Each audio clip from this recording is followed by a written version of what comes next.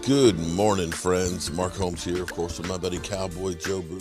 It's Joe Bear in the house. And as always, I want to thank you all for watching, commenting, subscribing, and being part of the Joe Boo Sports Report. Without you guys, as well as you ladies, you know that this literally does not work. So let's get open for business here, and let's wake up the football gods here on this finally freaking Friday. Oh my goodness. I have been so busy. I have been literally swamped in the workshop. Shout out to everybody who's ordered stuff. If you are still wanting to get stuff and get it by Christmas, what I'm doing right now is I'm basically doing just set colors. If you want to get one and say, hey, I need it by Christmas, if it's going to be a Cowboys one, it may not be the exact style that you want. In the next couple of days, it's like I'm doing silver bases and like blue footballs, or blue bases and silver footballs, and a couple of the two-face ones. So I'm just going to today just make and paint as many as possible. So that way by Monday, if somebody says, hey, I got to get one, then I can just send it out. So some of the custom crazy stuff I may not be able to get out by Christmas. We'll see what we can do. But it does take a couple of days when, like if you saw the Miami Dolphin one, because you got the two different colors, and if you're doing two-face, it's more steps involved. So trying to get everything squared away. We even got an order last night, for a Chicago Bears trophy. This is literally yesterday evening. They're like, is there any way you can do you have one ready? Can you overnight it to me?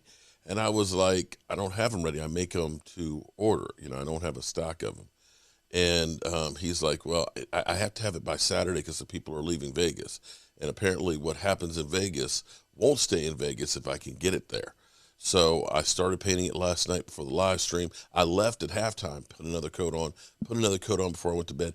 Even got up this morning in the middle of the night to put another coat of paint on it. I'm going to go assemble it now so it can be overnighted to Vegas.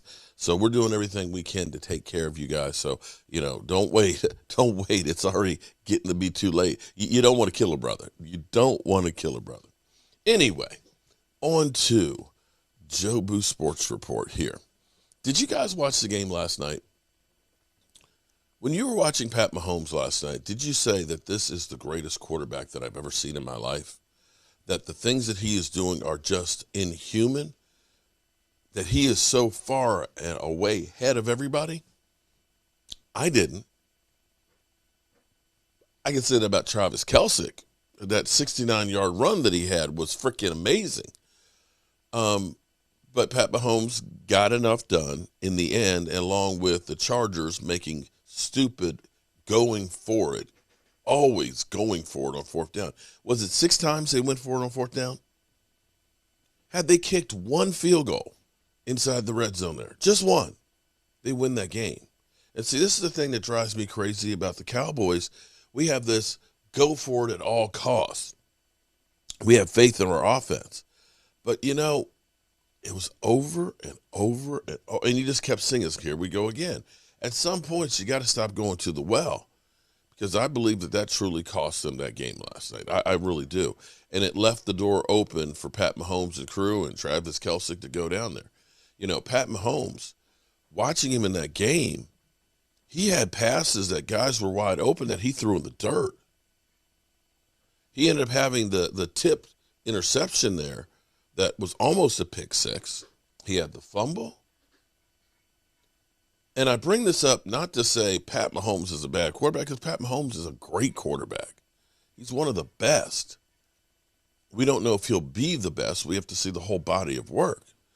But I point this out to say that with his 28 TDs and 13 interceptions that he has, the numbers aren't outstanding by any stretch of imagination. In fact, you actually have to look at this during this streak where they've been winning so much, that it was the turnaround of their defense that actually is the reason why they are currently now the number 1 seed in the AFC. That's a fact. That's a fact.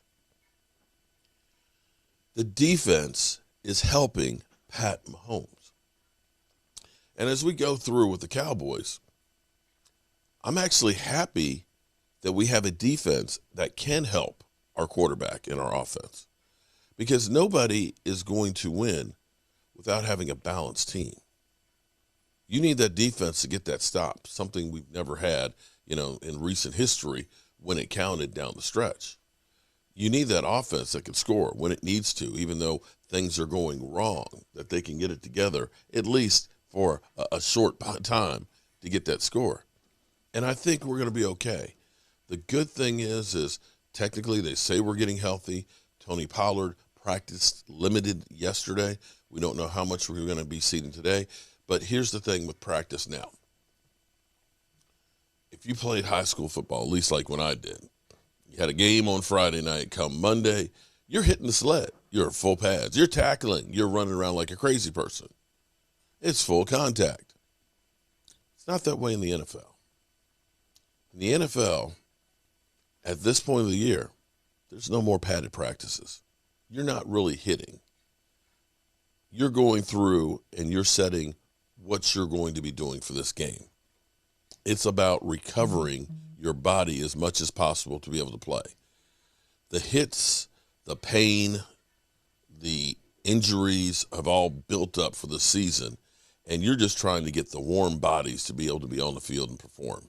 So when we say practice, practice isn't really practice in the sense of what most of us may have experienced as practice. So today for the Cowboys, they look and they say Wednesday and Thursday are their true practices.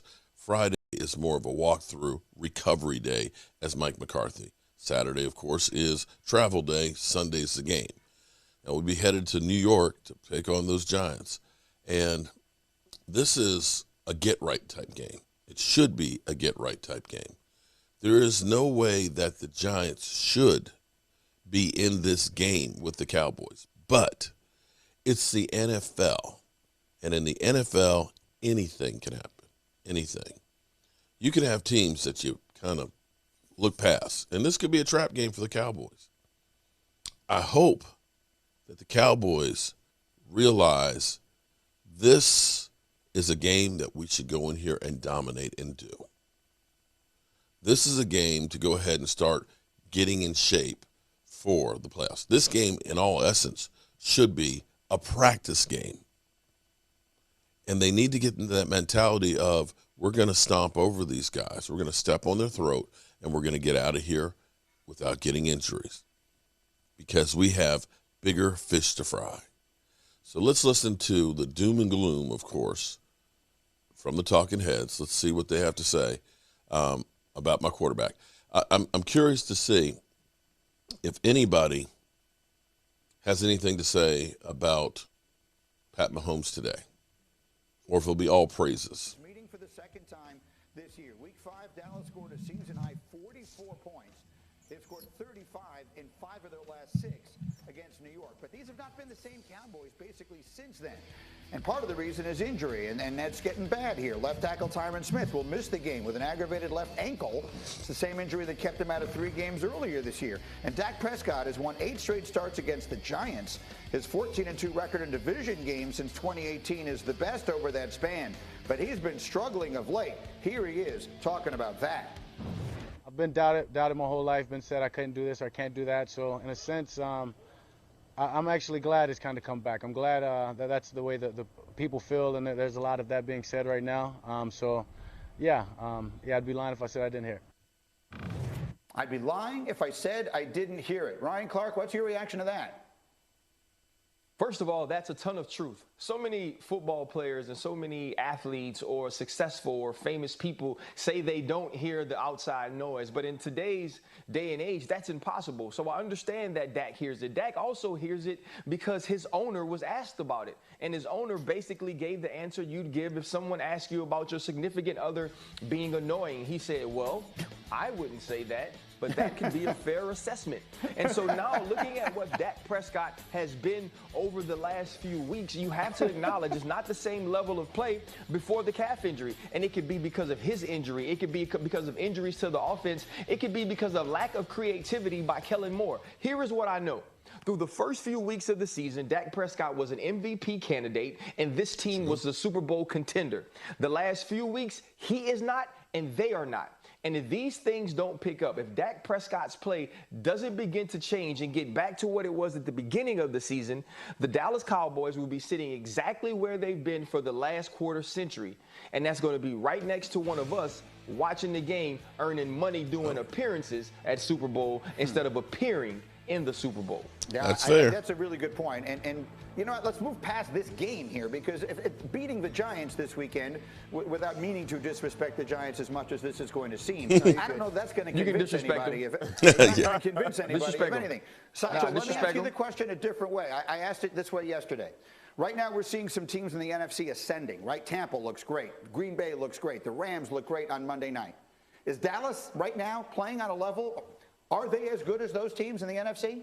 Not even close. And I'm going to do like RC, just shake my head. It's not even close. If you want to be a Super Bowl caliber team, like we're seeing with the Kansas City Chiefs, like we're seeing with the New England Patriots, like we're seeing with the Tampa Bay Buccaneers, even with the Green Bay Packers, you need to peak and ascend at the right time. That's in November and December and in January. RC can attest to that.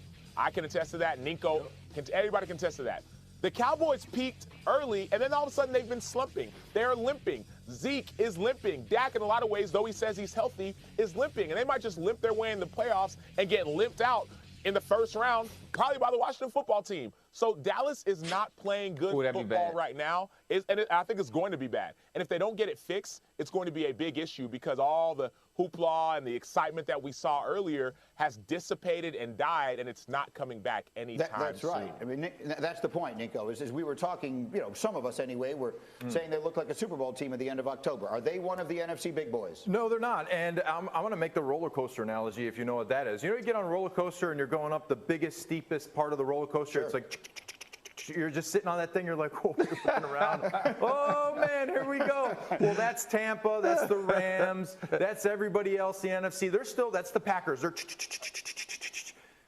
the Cowboys have already hit that. They're already on their way down. And then there's a couple ups and downs along the way. You'll see like a good play, a good game. You're like, whoa, but they're never as high as they were. They're never at the top. Tampa's still going. The Rams are still going. They're still on that thing. It's the sound effect, bro. Nico, the Cowboys even on the way down. They're just, it's like parked at the very bottom, like waiting to get started. Like that's where they are right now. They're literally at the bottom. Okay, all aboard, waiting to get started. And that's the frustrating part, because we've seen flashes. We have seen this year, not last year. We've seen I don't even flashes. like roller coasters. I know, but you've been to the park. You've been to theme parks. You're like, let me get on this little ride with my kids. Like I see it. I just see it right now. We've seen flash, and they're not going anywhere, and that's a sad part. Things need to change in Dallas, and I hope they do. They don't look like they will. Gross, to circle it all the way back, I've had so many people on the air this week on this show speculating about the health of Dak Prescott. Is he okay? Is it the calf? What is your sense from the people you talk to around the league? Everything we're being told is that he is healthy and that he feels good. He's in a slump. Now, the way it sounds, knowing that everybody's saying that could motivate him possibly to break out of it. He's got the kind of opponent this week that helps with that. Unfortunately for the Giants, they are having another down year. But no, health-wise, we're being told Dak is fine. Ezekiel Elliott's not. He's banged up. Tyron Smith's not. He's not going to play. Yeah. So they have other issues there on the offense. But Dak seems to, look, the season is long. I mean, that roller coaster goes up, it goes down, it goes back up. It's where you are 4 weeks from now, 5 weeks from now that matters, not where you are now. They're not on a level with these other teams in terms of the way they're playing at the moment. Could they get back there? Sure. Yeah, and that's what they would hope. Again, there's been a lot of injuries there, a lot of inconsistency. That's why I think the second question is more important than the first question. Can they be one of the big boys in the NFC by the time we get to the end? Because I agree, they don't look like it right now. Okay, I just want to point something out here. Because that roller coaster that they keep talking about, do you realize that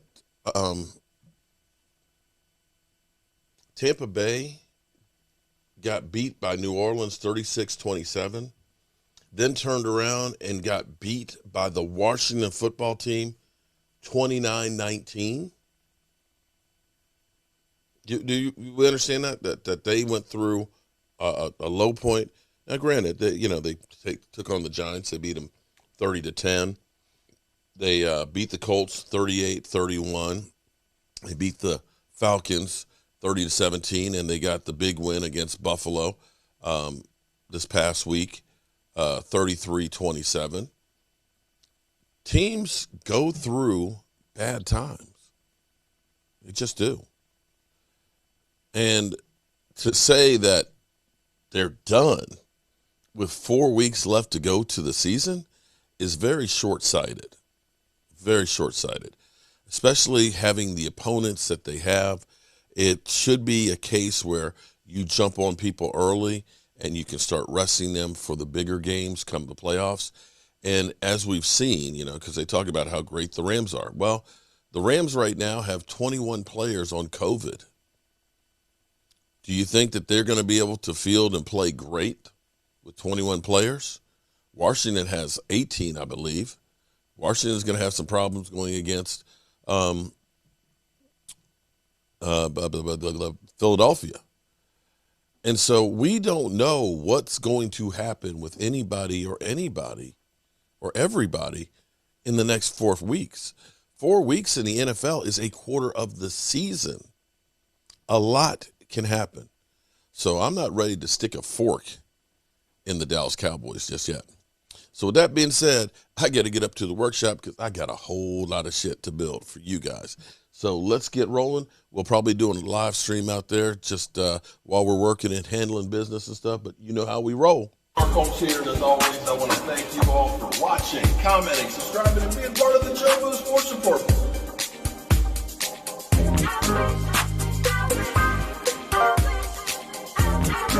One hell of a job, and the only thing else I got to say is